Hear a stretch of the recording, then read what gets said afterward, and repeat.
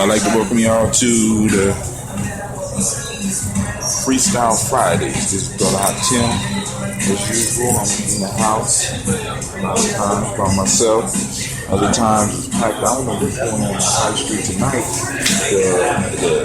The crowd here is quiet. I'm not used to this. Friday, I'm in here all by myself. I ain't got to fight for the Wi-Fi.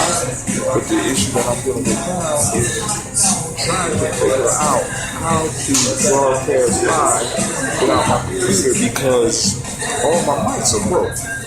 And I can't blame it on the kids because they don't touch my mic. It's all me. And me trying to carry around all this stuff. And this is what happens to a constant building.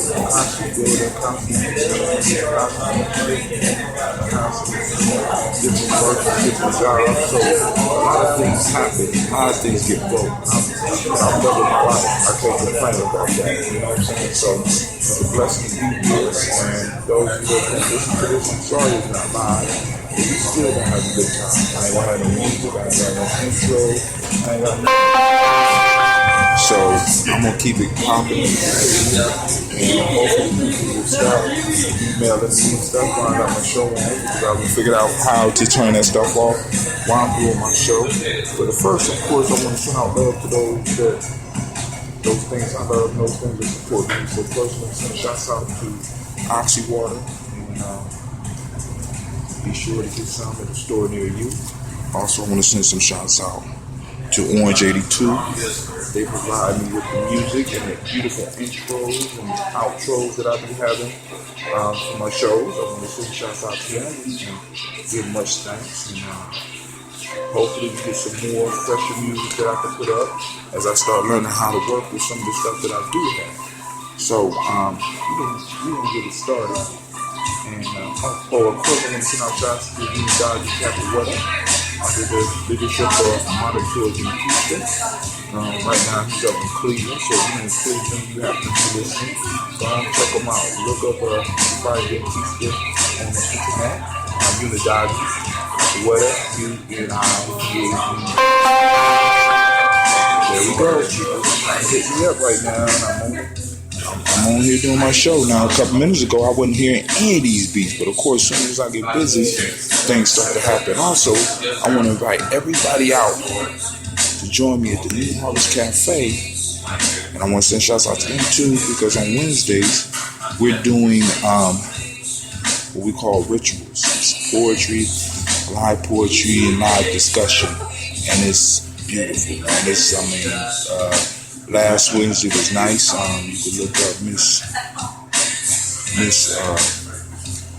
Building a Legacy Harris. She got a bunch of videos and pictures. Aisha Building the Legacy Johnson. My fault. And she got some beautiful videos up. You can check it out. And maybe you can come out and join us next week. Because, poetry and poets, artists, all kinds of vanguards of revolution. If it's going to be any change in the world, it's going to be done by artists. It's going to be led by artists. Artists may not be the leaders or the spokesperson, but artists definitely will be the ones that set the mind state of those that are coming up. I read a quote a while ago. I think it was Abraham Lincoln saying something to the effect that what is taught in the classrooms to the children will shape the policy of future governments. And we got to realize that education now is taking place not just in the classroom, but it's also taking place everywhere, because you get at kids are learning things on the internet, they're learning things from the music, they're learning things from the videos and the movies that they're watching and the TV shows. And the question we have to grapple with is what type of policies will be set forth by this generation of people learning from the TV, from the internet, from the music that we play. So hip hop, we gotta grow up. I don't grew up. So certain parts of hip hop gotta grow up. but you still got to have that fun, and I understand that. But some form of passion, we got to be control of this, because it's definitely influencing the mind of my children, because the majority of my children listen to what is labeled as hip-hop. I call it rap, but that's a whole nother story. So what I'm able to do now, because I'm able to use my Bluetooth microphone on my phone, I'm eventually going to upgrade my computer to where I'm able to use Bluetooth on that, and I'll be able to broadcast live with it. And that's what I think I'm going to do. I'm going to upgrade the computer and move to broadcasting with a Bluetooth mic, so that I can go on and scroll on the internet, as well as have interviews without having to have a mic in front of everybody's face. So the first thing that I want to hit on tonight is this whole Syria issue. This is a very serious issue, and we really need to really look at this. Right now, we are going to war. We're talking about going to war with another country. Now, I have issues with this, because we still got unfinished business in 2 other countries. When I say we, I mean America, because I'm paying taxes. So my money is going towards some of this madness. And we have some unfinished business in these other countries, and we're trying to push our ideals off on the world when we have not made these ideals work at home. This war, as far as I'm concerned, because when the president said something like he drew a line in the sand, homeboy crossed the line, didn't handle his business, now he's throwing it on Congress, which I can look at as a good, astute political move. But we really need to be clear when we say that we have no interest in Syria. None. We have to be honest about that. We have to be forthright about that. And we have to declare and be clear as citizenry that we have no vested interest over there. We want to run and protect the people from chemical weapons, but we want to run to protect our people from the weapons of mass distractions in America. We won't run to develop the entrepreneurial mind state in our children and the young people right now that's needed to bring America up out of this dismal hole, this economic hole we've fallen into. We won't rush to help people become politically astute so that we can start electing the right type of people to run this country. We won't run to make sure that these classrooms are up to date all throughout this country. We won't rush to make sure that the poor are fed and housed. We won't rush to do any of these things, but we'll rush to war to protect people from chemical weapons. I have a problem with this. That bothers me, because I'm looking at poor kids coming to my school every day with issues that can be dealt with on a local as well as a national level that we are not taking seriously. We are not really looking at these problems. So, let's take care of home first. We ought to make a law, at least in our country. No other country got to follow this law, but this is just an idea for me, because I gave one of my solutions the other day. But we need to ban any acts of war that don't directly affect our national borders. Some of our natural interests, they may need to get up out of those countries. That's the honest to God truth. We got more than enough stuff here that's not developed in this country that we could fuel and feed and house everybody within this country without any problems. We need to make a law that we will not go to war unless it directly affects our national borders. Now, this is a key the politicians focused on here, and it will take away one thing that they can stop using to distract us, because we could fight a war in Syria, we could drop some bombs in Syria, but is that going to solve the issues we have in here? Is that going to take away the unemployment? Is that going to take the unjust treatment of the middle class? Is that going to do anything to make things better in this world? I'd say no. In our country, no. So we need to focus on that. So let's stay home. Let's keep our bombs at home. Let's keep our children at home. Let's keep our battleships close to the shores. Let's keep our airplanes close to the shores. And not to say I'm talking about being an isolationist. No, I'm talking about being a realist. I'm talking about keeping it real, as the young boys would say in the streets. It makes no sense to try to straighten somebody else's house up when our house is a mess. It makes no sense to go out and help others when we are not helping ourselves. Let's keep it real and let's focus on what need to be focused. What need to be focused on. We have untapped resources in America as far as the mental abilities of our young people, the physical energy of our young people. They want to make a change. They want their next. They're looking for a journey. They're looking for an adventure. Why don't we get our politicians working on setting up adventures for these young people? Discovering new energy sources is an adventure. Moving out into space is an adventure. Pushing the human body to its limits is an adventure. Pushing mental capabilities to their limit is an adventure. Going to war for a stupid reason, especially for we want to call it a moral reason, is stupid because we don't practice those morals at home.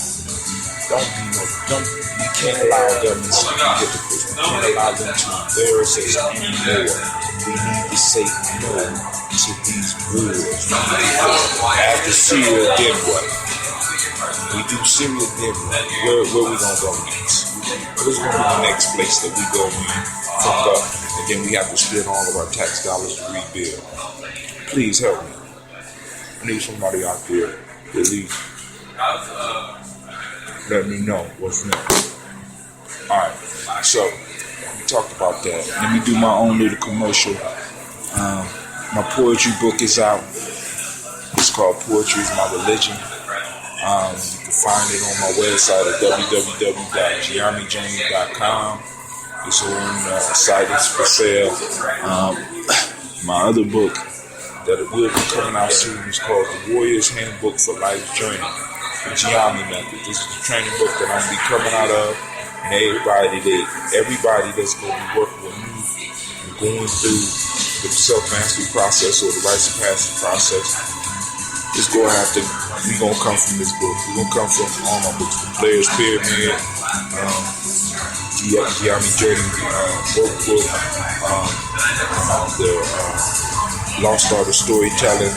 All these books are available. You can look at them online. You can find them online. Just look up HATIM, HA2TIM. You can get it on Amazon.com. You can get it on CreateSpace. I prefer you get it on CreateSpace. Those of you that want the book, I even make a deal with you. You buy it directly from me. You pay for shipping and handling. I will sell you the book for $10. So postage anywhere in the United States would be $3, so that'd be a total of $13. You get one of my books. And I imagine that if you get all three of them, it'll probably be cheaper to just go break off about $40, $45, and I send you all the books. You can pay me through my, you can get on your Gmail and ship it off to you. Or you can just get it on CreateSpace.com. CreateSpace.com. Look up Player's Pyramid. And it'll take you to the rest of my books. Now back to another subject that I'm on right now. Right now, I'm really getting into Aesop Fables, and I would suggest this is good reading. It's something that can really be used, and I'm going to start using it in my training. So part of my training is going to be Aesop Fables, because one of the assignments I give for those people going through my processes, they got to learn 10 proverbs that they could use and apply in conversation. So I'm going to also throw in, they're going to have to learn at least at least 10 to 20 stories. I haven't decided yet, but they're going to at least learn 10 or 20 stories of Aesop Fables.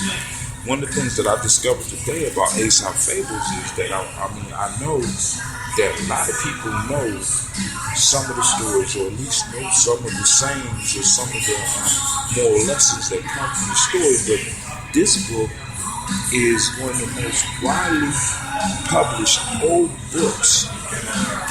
These stories are over 2,000 years old, and they still resonate today. I was looking at one of the stories, and it's called The Wolf and the Lamb. Now I want you to check this story out.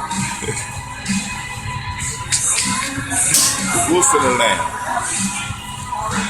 Wolf, meeting with a lamb astray from the fold, resolved not to lay a violent hand on him, but to find some plea to justify to the lamb the wolf's right to eat him.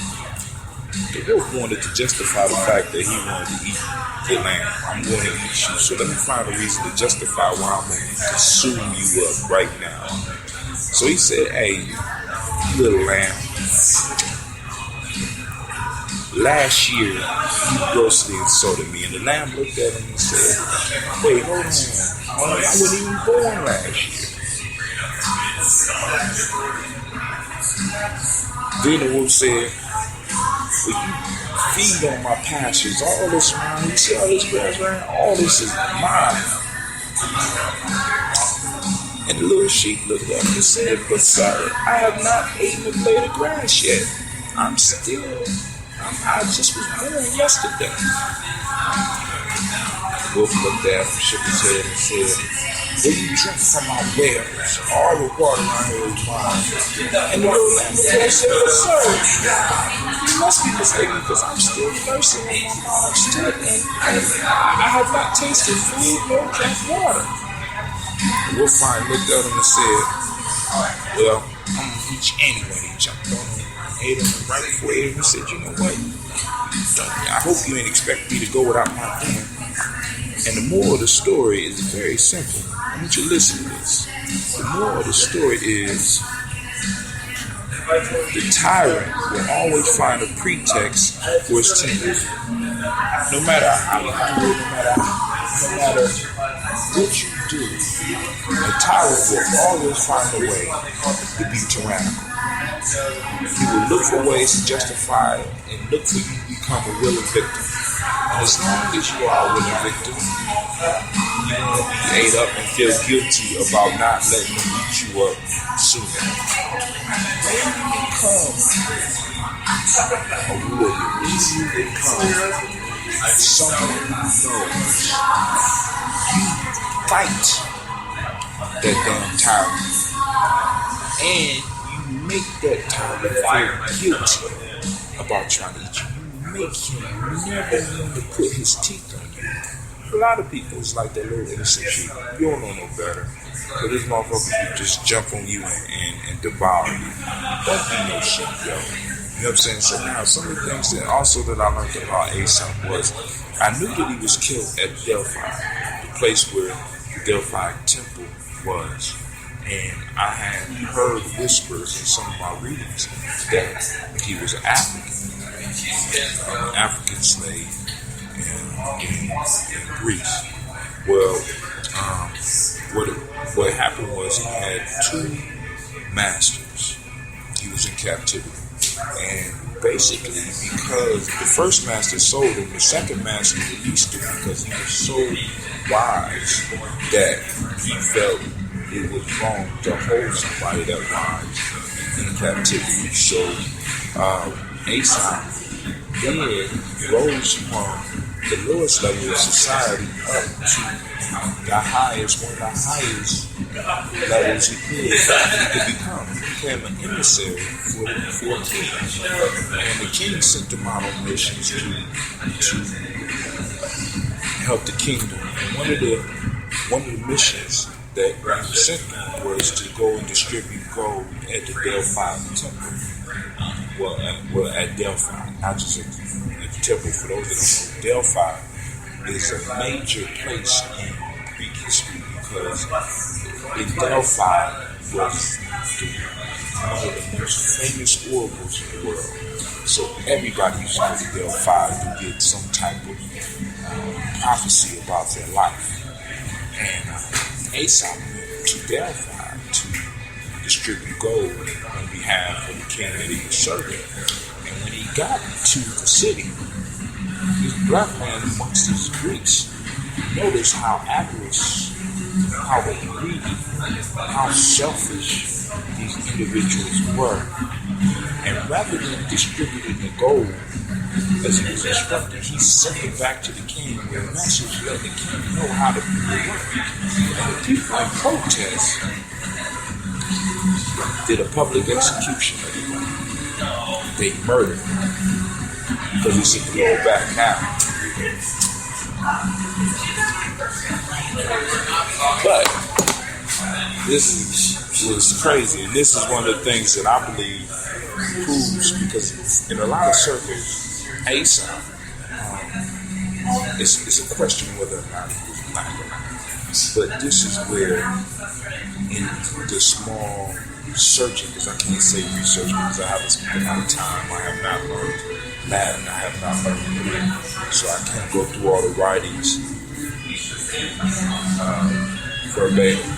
But a lot of the arguments for him not being black, or for them not knowing what he looked like, are one of the arguments that they say he was black. They say that Aesop is a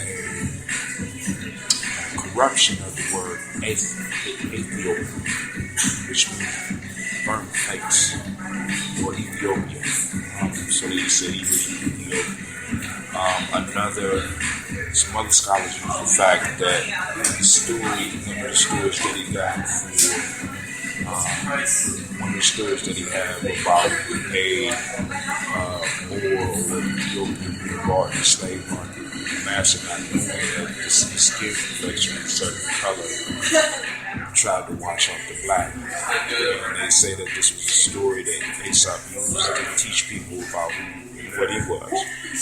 I could take that or leave that, but the thing for me, what kind of demonstrates to me that he was black was this, that when he was killed at Delphi, right after he was murdered, Delphi went through some very hard times, because one of the morals that he often taught was that evil is always repaid. And it seems that Aesop had his vengeance on Delphi, because for the next few years, Delphi suffered. Now, in order for them to stop suffering, they had to erect a statue apologizing, in a sense, to the spirit of Aesop.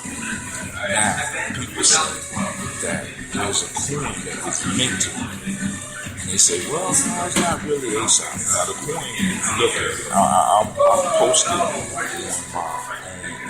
Facebook page and on my Google Plus page. I'm going to do that right after I get done talking here, if I remember. But the picture of the coin is a picture of a black man, and this was distributed widely throughout. People say, well, that's Aesop. Some people say, no, that's not Aesop.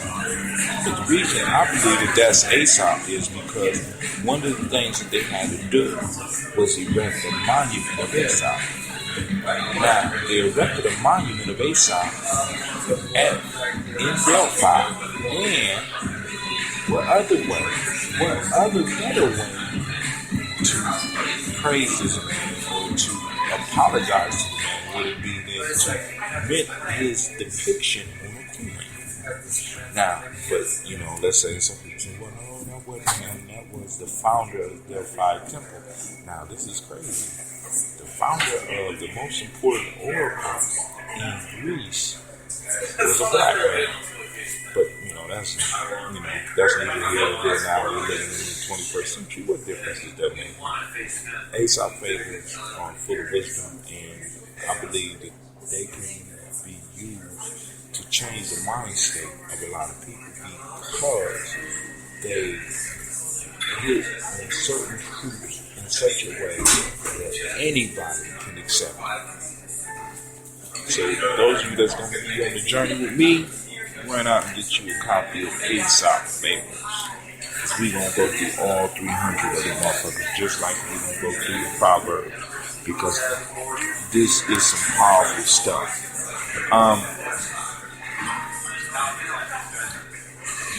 Right now, I'm going to just say that's it for the show tonight. I ain't got no music in between. None of my guests showed up, so it's a beautiful night. And I'd like to thank you for tuning in and checking out my podcast. Be sure to join me next week, and also be looking for On Mile 3, another one of my shows. I'd like to thank you, and with that, say peace. Remember to come out and join me on Wednesday nights. Also, I got a podcast for my Wednesday night show called Rituals. So come in and join us. We pour libations, so libations going to be on there. And if you have any special libations that you want to be poured on that night, send them in to me, and I'll be sure to get it out there for you. This is Brother Tim, and with that, I say peace.